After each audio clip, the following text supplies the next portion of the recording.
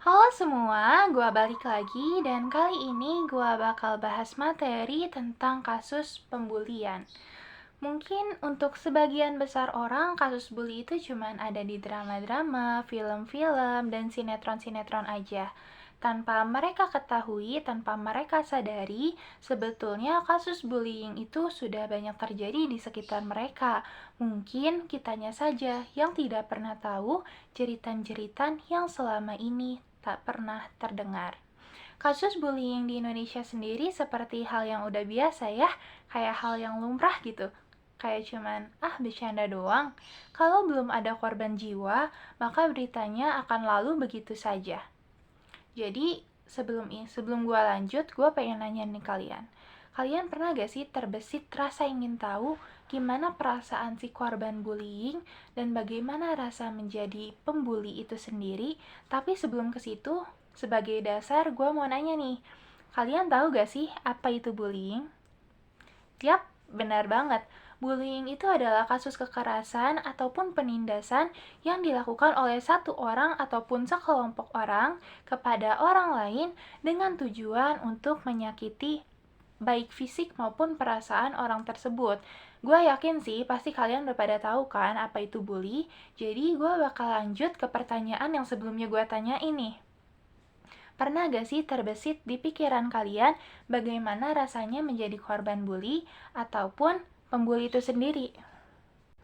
Jadi, gue bakal bahas dari sisi si korbannya dulu ya. Ya, kalian juga pasti udah tahu lah bagaimana dampak dari bullying itu apalagi untuk si korban. Dampaknya itu jika dialirkan ke arah yang positif bisa menjadi hasil yang positif. Kayak seperti bisa menjadi jauh lebih sukses. Apa yang dia rasakan selama dia menjadi korban bully menjadi motivasi dia untuk tidak melakukan hal yang sama kepada orang lain dan menjadi manusia yang lebih bermanfaat untuk lingkungannya. Tapi bagaimana jika semua perasaan yang korban rasakan dialirkan ke perasaan atau ke arah-arah yang negatif? Ya, pasti kalian tahu lah bagaimana korbannya itu. Pasti korbannya ngerasa ketakutan, merasa tidak percaya diri, merasa takut sama orang lain, merasa stres, depresi, bahkan gak sedikit juga yang memutuskan untuk bunuh diri. Emang bener ya dampaknya emang separah itu? Itu mah cuman merekanya aja kali yang lebay dan gak tahu dan gak paham agama, jadi main bunuh diri aja deh. Enggak guys, gak kayak gitu. Jadi beneran dampak dari korban bully itu benar-benar setajam itu ya sampai dia memutuskan untuk bunuh diri. Jadi gini nih, saat lu dirundung 1 hari dan saat lu gak punya temen, gak ada orang yang ngebela lu, apa yang lu rasain? Pasti ngerasa sedih banget, capek atau kayak kesel sama orang-orang kenapa gak ada yang nolongin gua. Itu baru 1 hari guys, gimana bagi mereka yang menjadi korban bullying selama berbulan-bulan, bertahun-tahun, bahkan lebih dari 2 tahun. Lu bayangin gimana rasa sakitnya mereka memendam semuanya sendirian. Dan jika mereka udah merasa benar-benar capek, merasa benar-benar gak ada yang peduli sama gua, dan rasa yang capeknya dia itu dia pikir bahkan akan bisa hilang saat dia memutuskan untuk bunuh diri. Pikirannya dia kayak, ih gue ngapain sih hidup, orang kayaknya kalau gue lebih baik mati, gue gak akan ngerasain capek lagi, gue gak akan ngerasain rasanya dirundung lagi, gue lebih aman gak nyusahin orang. Itu yang dirasakan oleh korban. Parah banget? Ya bener parah. So, ini bukan hal yang biasa aja. Kasus bullying itu bukan cuman hal yang kayak bercandaan doang. Enggak ya, jadi ini tuh benar-benar kasus yang berbobot banget karena melibatkan mental dari seseorang. Itu untuk yang korban. Lanjut, untuk yang perasaan si pelaku. Apa sih yang pelaku rasakan saat dia berhasil merundung orang? Ya apalagi Besti, pasti dia ngerasa, waduh hebat banget nih gue, keren banget nih gue, sampai bikin orang itu kayak begitu karena gue, bikin orang itu sakit karena gue, pasti dia ngerasa hebat. Ya kenapa lagi, karena tujuan dia untuk melakukan perundungan itu ya ingin diakui orang lain kalau dia hebat, kalau dia keren. Padahal kalau menurut gue ya, pelaku pembuli itu sebenarnya adalah korban dari pembulian semesta. Karena maaf banget, untuk yang pembuli ini biasanya hidup dengan rasa kurang kasih sayang dan rasa kurang perhatian dari orang-orang sekitarnya, sehingga dia akan benar-benar ngerasa puas saat dia merundung orang dan korbannya tersebut itu merasa kesakitan dan sendirian. Jadi si pelaku itu seperti melihat kalau susahnya gue gak sendirian nih, orang itu juga bisa ngerasain susahnya gue. Dan orang-orang yang melakukan pembulian ini tidak pernah merasa bahagia yang membuat hatinya tentram. So, kalau lo pengen terbesit pengen menjadi pembuli, coba lu pikir-pikir lagi gimana nanti balasan karma semesta yang akan membuli lo. Kita semua udah tahu kalau misalnya kasus pembulian itu emang bukan kasus yang main-main. Jadi apa sih yang bisa kita lakukan, dan sebenarnya pembulian itu salah siapa? Apakah salah pelakunya? Oh jelas, salah korbannya. Bisa jadi jika dia tidak ada niatan untuk melawan. Dan yang sebetulnya menurut gua itu paling salah adalah kitanya. Kita yang tidak menjadi keduanya. Kenapa? Karena dari banyaknya orang yang tidak menjadi keduanya, kita tidak ada seperti tidak ingin membantu atau tidak ingin kasus bully itu terjadi. Oke, jadi gue bahas bagaimana survive bullying. Yang pertama dari sisi korbannya.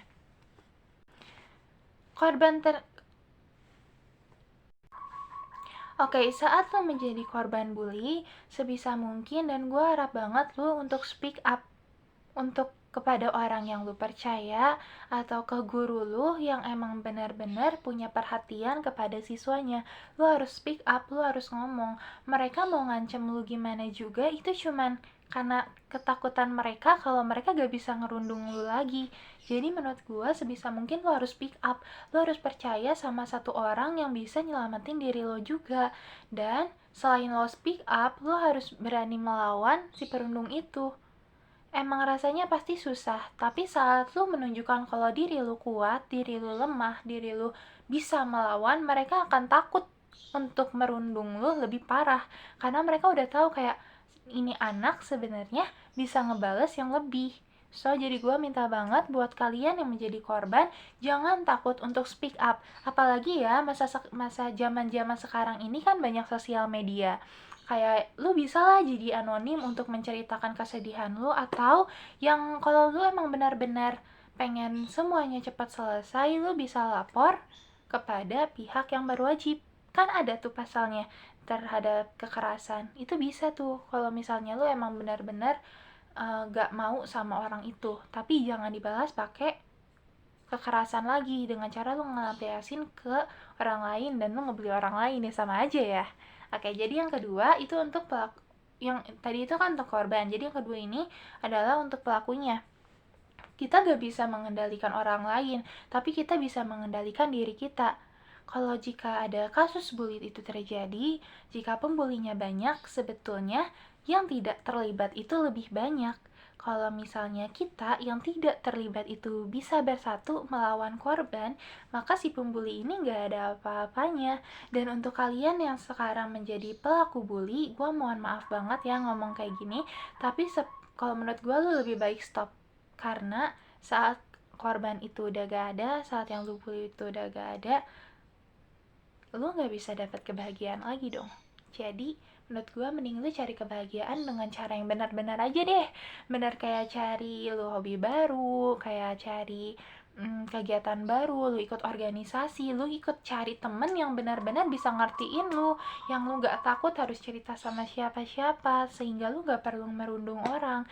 Karena yang rugi itu bukan cuman si korbannya aja, lu yang merundung juga rugi gitu.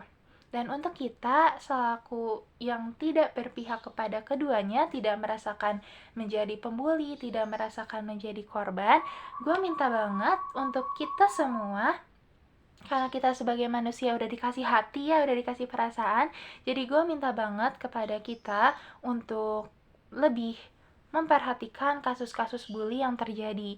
Karena kasus bully itu tanggung jawab bersama. Kita sebagai manusia udah dikasih hati.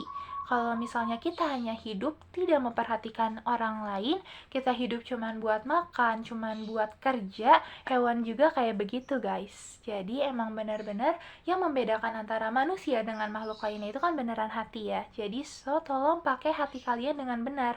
Jika kalian menemukan ada kasus bullying, kalian jaga atau kalian cegah, kalian bisa rangkul korbannya supaya korbannya bisa speak up ke lo, atau lo bisa ngasih tahu si pembulinya supaya gak kayak gitu. Emang untuk melawan pembuli itu pasti susah, tapi saat lo bersama, saat lo punya bisa dibilang anggota yang banyak untuk melawan pembuli itu gak akan berani macam-macam ya. Jadi untuk mencegah kasus bullying ini emang perlu dari segala pihak, dari guru-guru iya, dari kita selaku pelajar juga iya, dari orang tua juga iya. Memang pembulian ini bukan kasus yang biasa aja. Jadi gue minta banget untuk perhatiannya, untuk perasaannya, untuk lebih peduli kepada kasus bullying yang ada di Indonesia, sehingga tidak ada lagi kematian-kematian tragis karena kasus bullying. Stop bullying, karena bullying itu sama sekali gak ada manfaatnya. Gue Syafatina, gue pelajar SMAK Bogor, pamit undur diri, dan sebelum itu gue mengucapkan terima kasih yang udah nonton video ini dan udah paham sama apa yang udah gue omongin. Mohon maaf karena emang gue ngomongnya berbelit-belit, dan kalau ada yang ingin didiskusikan, kalian bisa chat atau bisa komen di kolom di bawah ini. Oke, semoga hari kalian menyenangkan dan semoga tidak ada lagi kasus pembulian yang terjadi di Indonesia. Gua pamit undur diri. Goodbye.